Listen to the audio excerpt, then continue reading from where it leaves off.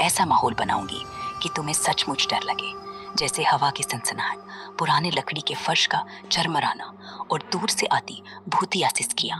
तैयार हो?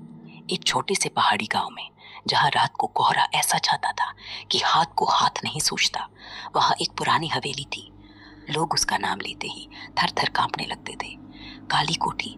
कहते थे 100 साल पहले वहां एक औरत रहती, जिसे गांव वालों ने चुड़ैल समझकर जला दिया था, लेकिन उसकी आत्मा हवेली में ही रही थी। एक रात 4 कॉलेज के स्टूडेंट्स मोहन, सिमरन, रोहन और नेहा वेकेशन के लिए उस गांव में आए। गांव वालों ने उन्हें चेतावनी दी, काली कोठी के पास मत जाना। लेकिन रोहन, जो थोड़ा साहसी और थोड़ा घमंडी था, बोला भूत प्रूत कुछ नहीं होता, चलो रात को हवेली देख कर आते हैं।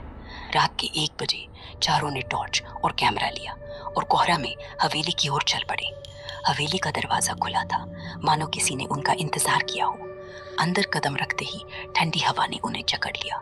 दीवारों पर पुरानी पेंटिंग्स थी, जिनमें आंखें ऐसी चमक रही थी जैसे जीवित हो।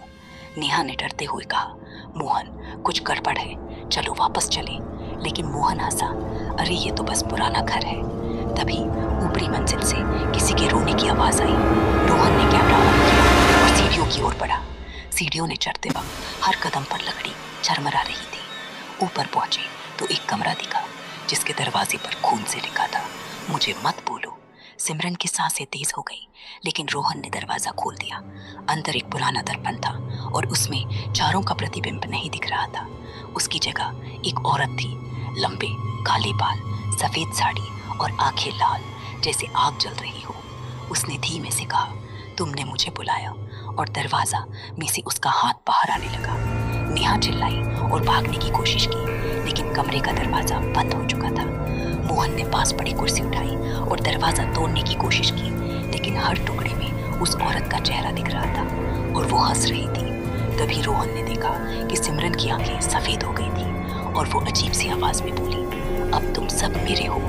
चारों ने किसी तरह हिम्मत जुटाई और खिड़की तोड़कर बाहर कूदे। कोहरे में भागते हुए वे गांव पहुंचे, लेकिन जब सुबह गांव वालों को बताया तो हमारे गांव वालों ने कहा, काली कोठी तो 100 साल पहले जल गई थी। चारों ने पीछे मुड़कर देखा, वहां सिर्फ राख का ढेर था, लेकिन रोहन का कैमरा अब भी चालू था और उसमें एक क्लिप थी जिसमें वो औरत चारों के पीछे चल रही थी, मुस्कुराते हुए। कैसी लगी कहानी? अब तो तालियां बनती है ना? और हाँ, वो भूतिया हंसी और सनसनाहट कैसी लगी?